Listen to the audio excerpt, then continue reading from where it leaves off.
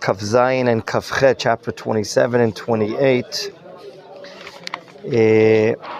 Although we started and learned major parts of chapter 27, I think it's worthy of a short summary that'll help us understand chapter 28. It's clear to us that David is in a very, very complex situation, and it's a life and death matter. The life and death matter is such that he has no choice but to leave the land of Israel, namely the land of Israel under the control of the Jewish people, and go down to the Plishtim area, which he's already visited once. Yes, the Plishtim are the enemies of Israel. Yes, the Plishtim are not really nice to us. But David is hopeful that he'll be able to pretend that he's on their side and that he's against Israel.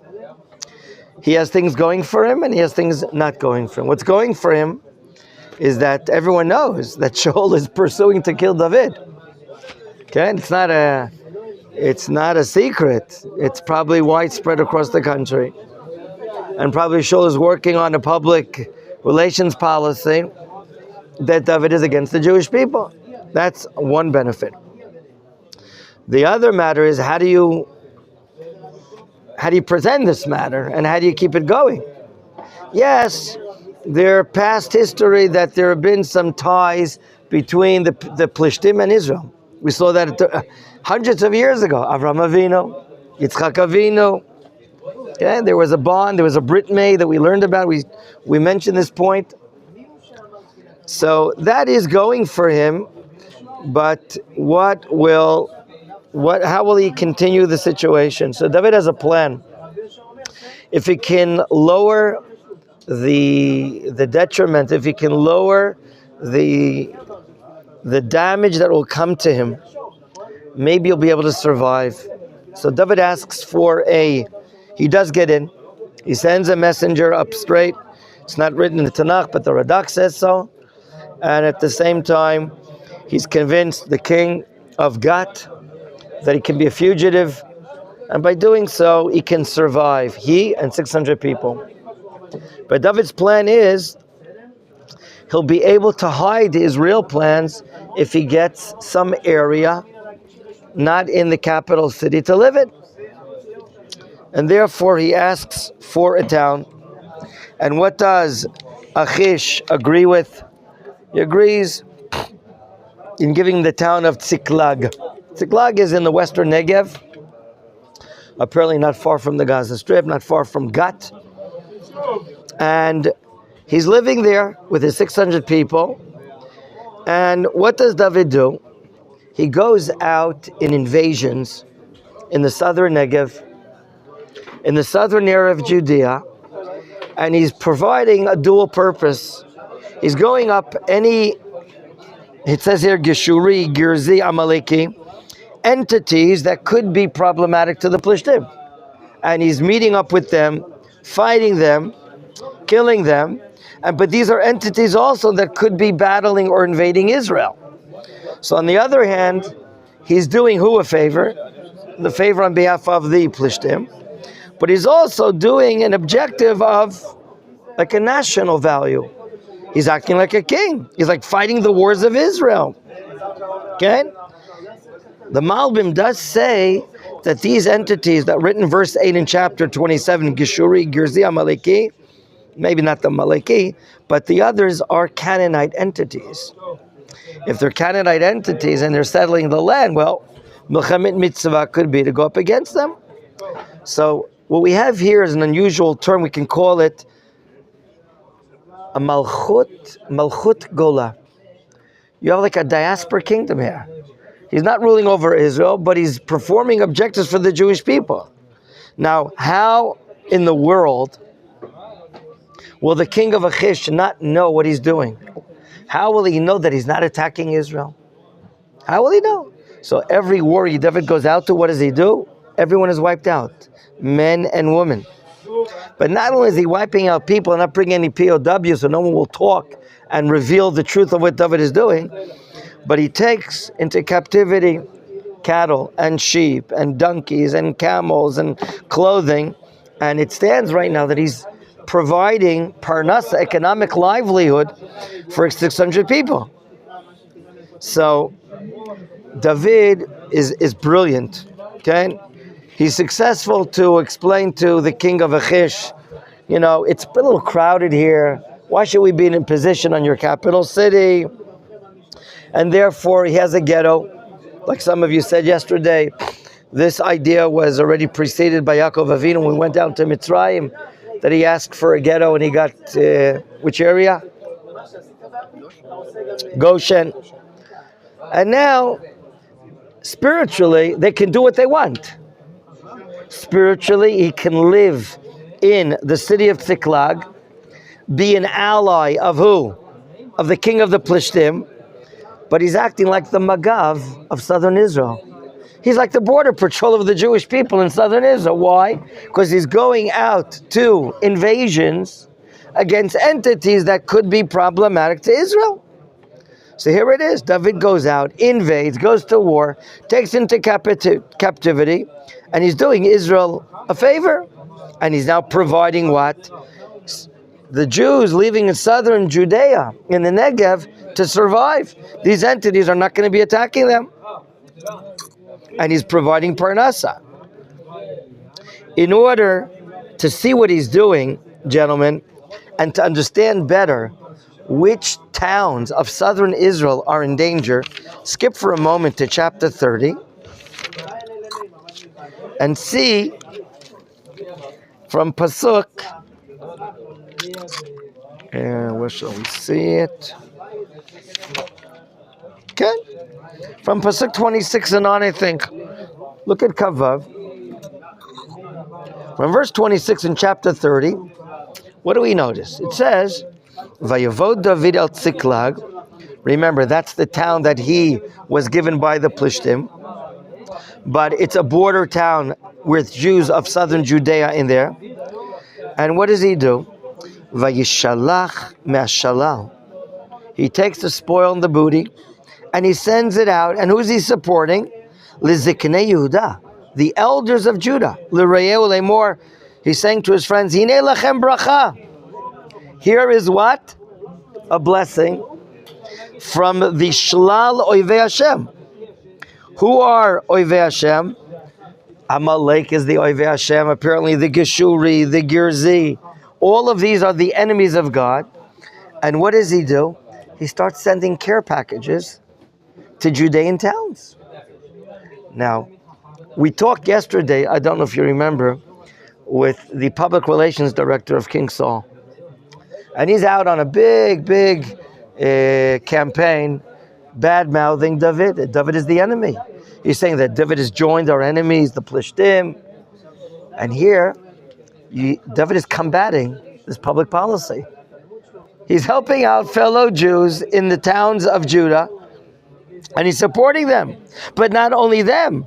Look in verse 27. Lasher, what about the cities in Beit El? No, this is not the Beit El of apparently the Beit El north of Yerushalayim, but there's another Beit El somewhere in southern Israel, that there are elders of Judah living there. Velasher Beramot Negev, the Negev Heights. Okay, today we even have an area called Ramot Negev, which is probably the area of Shimon in the southern Negev. Velasher Yatir. Yatir, we know exactly where Yatir is, in the southern Hebron mountains. Okay? So he's supplying goods and needs and helping out fellow Jews. Pasuk 28. Velasher Ba'aroer, Velasher Besifmot, Velasher Be'eshtamoa. This too borders the southern Hebron mountains and the Negev en route to the area of Beersheba. So he's supporting Jews in all these areas. Velasher Berachal 29, Rachal, Velasher Barei Yerachmi Eli, which is the Negev, Velasher Barei Akeni, Velasher Bechorma, all a mentioning of towns. And the last one in 31, Velasher Bechevron Ulechol Mekamot Asher Yitalech Shem David Hu Va'anashav.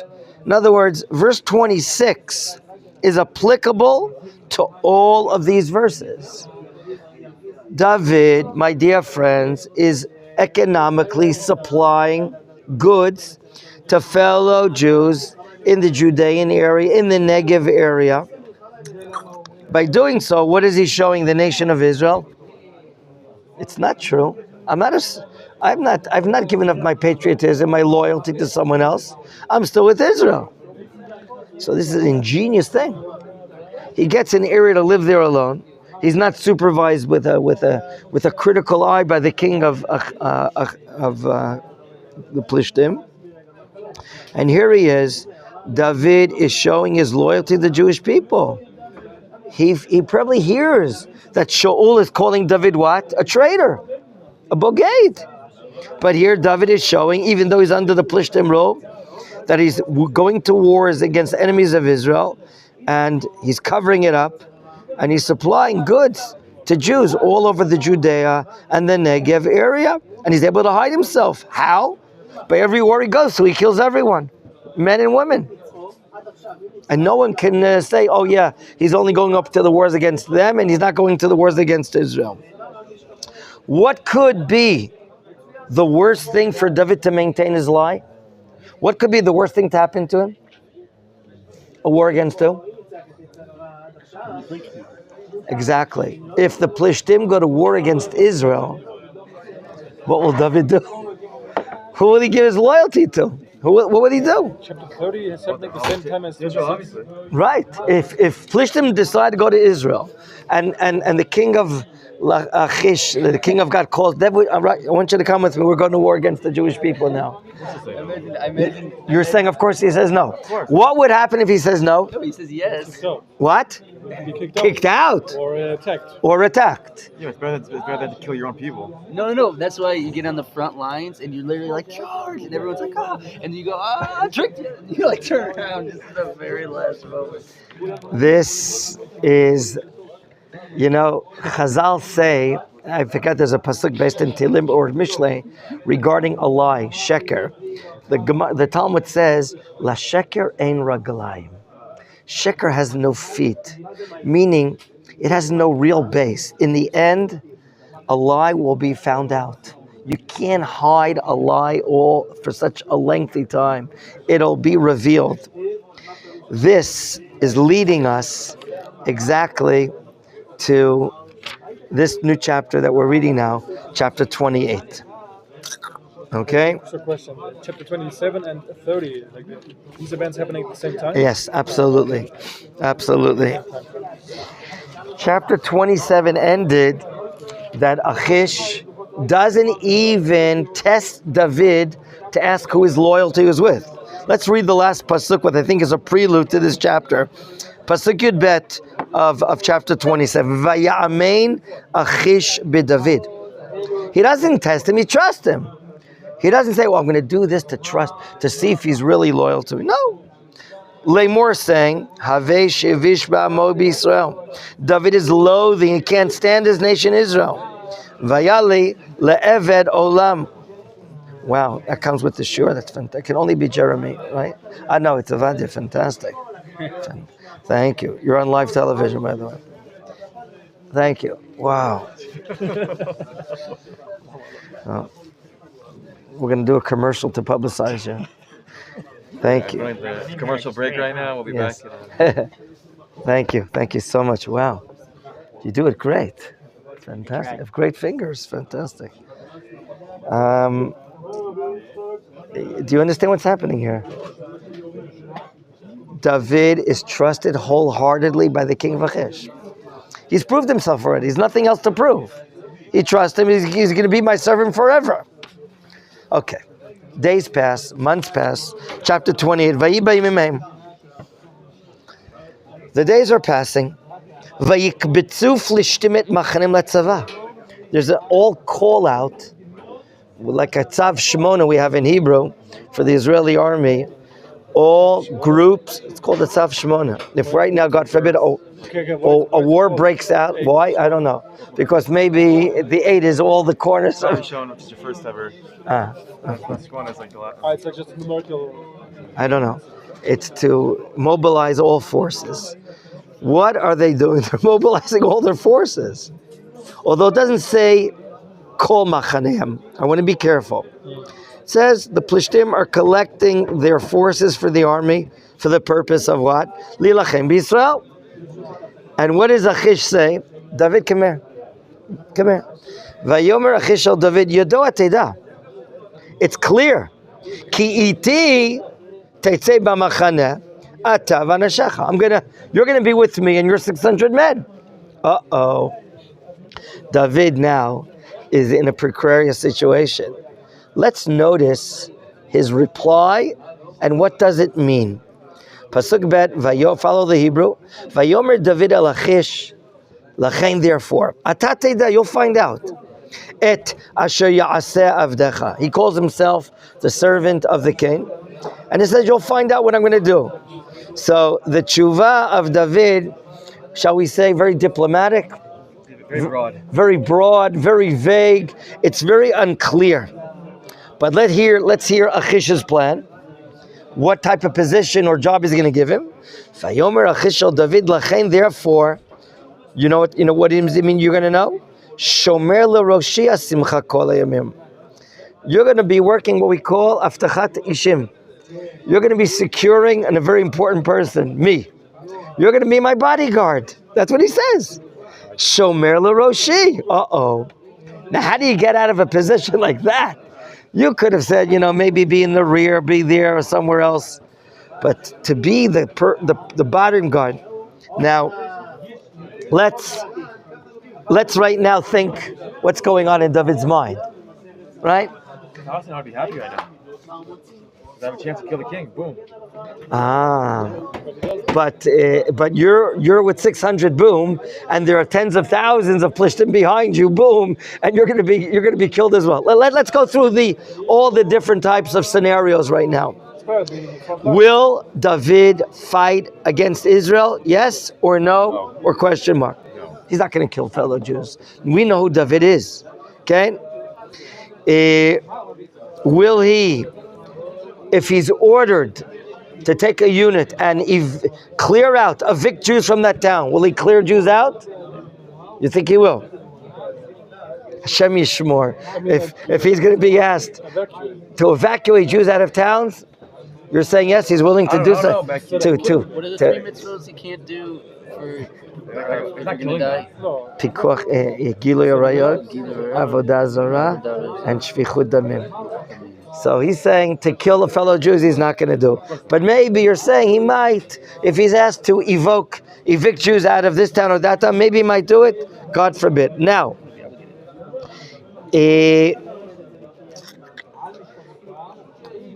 could he ask to get to be a monitor and work in the kitchen that week? Toran Midbach. Maybe David could ask, can I please be the monitor to work in the kitchen? But it's not seemingly. Here, he's made the what? The Shomer Rosh. He's his bodyguard. So right now, my dear friends, the scenario is this. The army of the Plishtim are marching forward, going eastbound. And who's with him with his 600 men? David with his entire Gedud, with his entire battalion, going up in a war against Shaul. Okay? And Shaul's coming up to fight against the Plishtim. Now, let's just say the world nations are very aware. The ones in the Middle East are very aware that who is on the Plishtim side? David. It's clear. It's famous for months. If David does not show allegiance to the Plishtim, what's going to be in the Midianite newspaper, in the Moabite newspaper, in the Egyptian newspaper? Traitor. The Jewish leader is a traitor. It's going to be a Chilul Hashem. It's going to be a desecration of God's name. No matter what way you cut the cake, it seems to be a situation that, Achish, he harbored David, he sheltered him, he gave him food, he gave him housing, and now David left him, so you can see what's going to be going on in the Middle East. New York Times, what they're going to be writing against David if he goes up against him. Why can't David join Shaul and fight the police together? Right now, how can he do it? Shaul wants to kill David. Shaul wants to kill David. Kill him right now? What do you mean? As long as David is hanging out by the Plishtim, he's not running after him. But we understood the opposite, that when David is not being harbored by the king, he's not working for him anymore, he's going to run after to kill him. So, right now, at the end of Pasuk 2, we understand that David is going and joining the forces. He's joining the forces. Okay? The Mefarshim, the commentaries, ask themselves, what's going on here? Really, the Ralbag says, like you wanted to say, that David's intention is to, in some way or fashion, to rescue Israel. However, Rav Yitzchak Dona Bar Benel says he doesn't accept that answer. He says it would not enter into your mind, the Bar Benel says, that David would not be straightforward with Achish. Okay? He might be his bodyguard, but he's not going to hit Israel. He'll continue to do the job. He can't just leave the job that he has right now. He has to be the bodyguard. So let's see. We don't really see explicitly what's in the heart of David. What's in the heart of David? Where do we continue? Just to show you what the pressure that David is going on. If you skip to chapter 30 for a moment, please. The war, David is joining the forces. That means he's leaving the town called, with letter Tzadi, Tziklag. Who's in Tziklag? He was there with the 600 people. But the wives were there as well. Remember, he came with his wives. And now, they're all evacuated out of there. Militarily, what would you say right now is the situation in Tziklag? If 600 men and David are left, have gone and left that city, and the wives are there, is that city prone to attack? Oh yeah. Oh yeah. Look what happens. The enemy finds out exactly what happens. Pasuk, chapter 30, Pasuk 1. Vayihi bevo David va'anashav Tziklag bayom hashlishi. On the third day of the war, or after the war, David is on his way back. The war ended. David is on his way back to Tziklag, and what does he find? The city was raided. V'amaleki fashtu, the Amalekian nation raided the area, El Negev, the Negev area, Tziklag, and what did they do? Vayaku et Tziklag, they destroyed the town. Whatever structures are there, they destroyed the town. Not only that, Vayisrafu tabesh, they put the city ablaze. But not only that as well, Pasuk Bet, Vayishbu et Anashim, they took prisoners of war, the wives of David. Vayishbu et Anashim sheba mikaton ve'agado, younger kids, older kids. Lo himitu ish. They didn't kill any of the POWs. Vayinagu, they directed them. Vayilchu lidarkam. Wow. My friends, all of the city of Tziklag is burnt. The women are taken into captivity. Now, whatever people are there that are left there that didn't join the war, David comes back. What are they going to say to David? Oh, thank you for coming back, right? What are they going to say to David? Why'd you put us? You endangered our lives. They see David, they're probably going to kill him. Everything's gone. Everything is destroyed. Look what you did. Look what your decision to live down here in Tziklag did. It was your idea we should live here. Look what you caused. You left the town to go fight against Israel, and now it's burnt. Wow. So, David is whatever David's going to do, you can see that he's causing havoc, that he's causing a problem. Okay? Now let's go back to our chapter. Let's go back to our chapter in Perek Kafchet, chapter 28. Pasuk Gimel, verse 3. Ushmuel mate, vayisbedulu kol Yisrael, vayikberu barama uvi'iro, V'Shaul isir et ha'ovot v'et ha'yedonim me'aretz. You're all good with this pasuk? Shmuel died. They eulogized him. They buried. No, we read about it already. Didn't we read about this already? Several chapters ago. We read about this several chapters ago.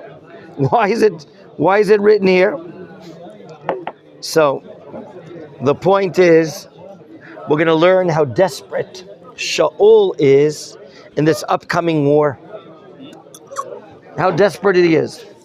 And the prophets of the generations are none, or there's no one that Shaul can go to, because the greatest prophet that lived was then Samuel, Shmuel the prophet, and he's dead.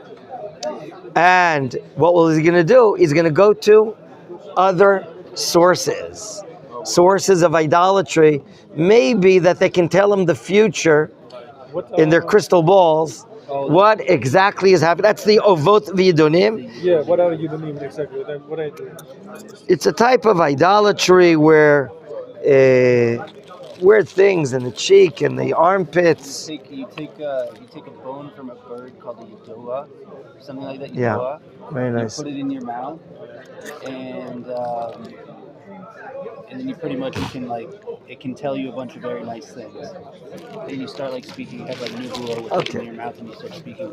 It's actually there's actually a lot of really there's super interesting stuff I learned about it. But like I said, now, in order to really understand what's happening here, Shaul during his reigning in Israel was successful wiping out assimilation of Jews that learned from Canaanites about this type of sorcery, this type of magic, this type of idolatry.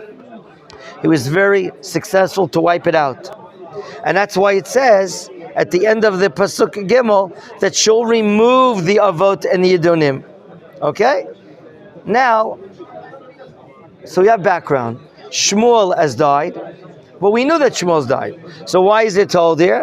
Because had Shmuel been alive, Shaul would have gone to take advice with the prophet of the generation. But he hasn't. He's not alive.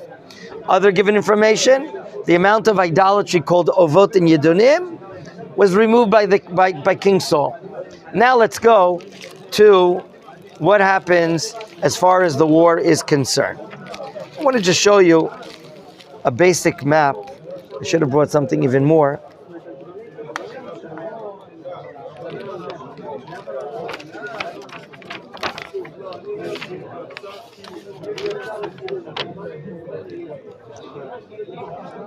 Okay. You see this map, both of you here? I'm sorry to make some good copies. Look where the Plishtim are traveling to.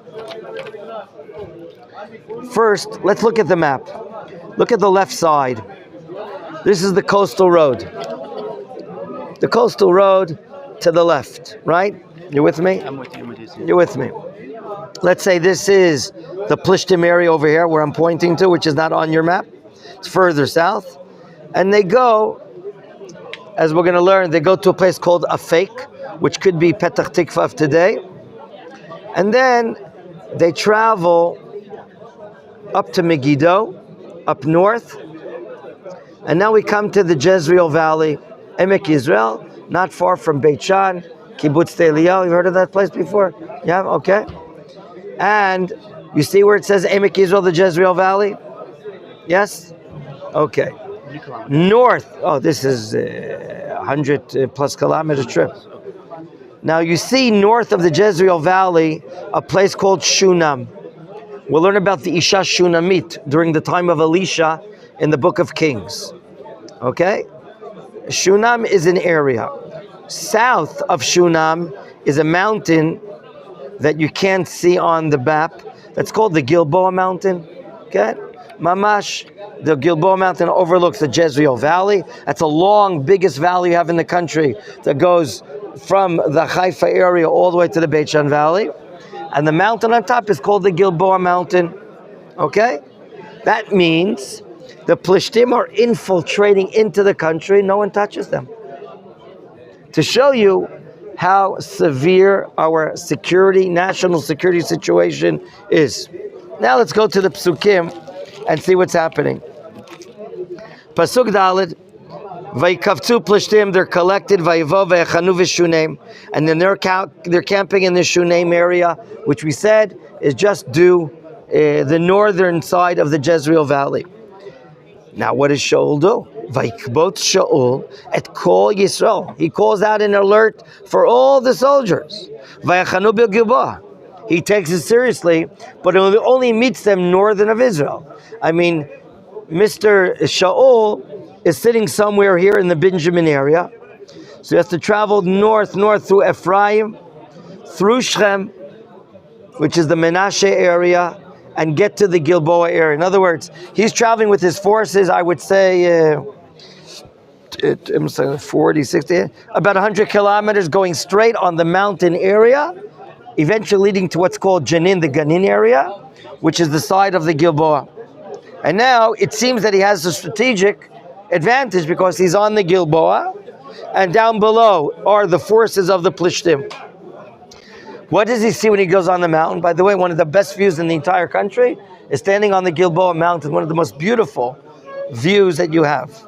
I highly recommend it. When you have a car, get up there and visit there. What? It has to be a while, Rav. Okay. Cars have been a while. You can rent a car. You can rent a car for a trip. Pasuk Hey. Vayar Shaul et Machane Plishtim. Wow. He observes and he sees the Plishtim camp. Vayira. Vaycharad libo meod. Why is he full of fear, gentlemen? Why is he full of fear? He sees apparently how large the Plishtim are, how great the camp is, and he's full of fear. He tries anything and everything to make contact with God. For instance, Pasuk Vav, Vayishal Shaul ba'Hashem, meaning, the question is, how does he get to a Kohen? The Kohen Gadol, there's no Kohen Gadol. He killed all the 85 Kohanim in the city of? In Nov. But only one Kohen escaped, called Evyatar. And so could it be that he got a hand of Evyatar?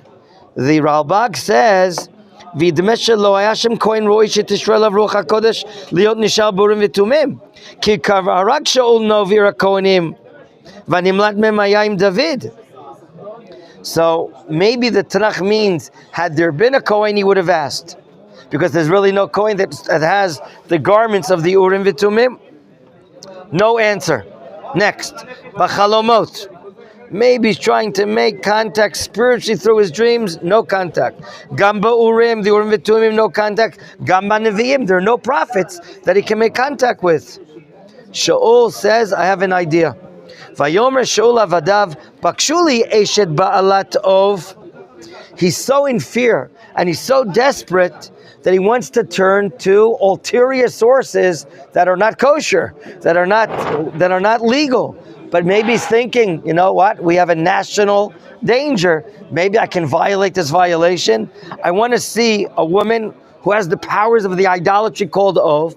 V'el chayla, I'll go to her. Ve'edrashaba, and I'll beseech an answer.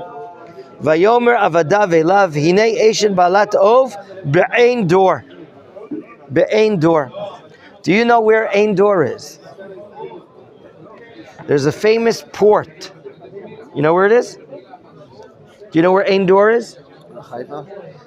Right before Haifa, right under the Carmel Mountains, is I don't know if it's this place or not, but it could be, is a famous port in this time, in Temple number 1 times.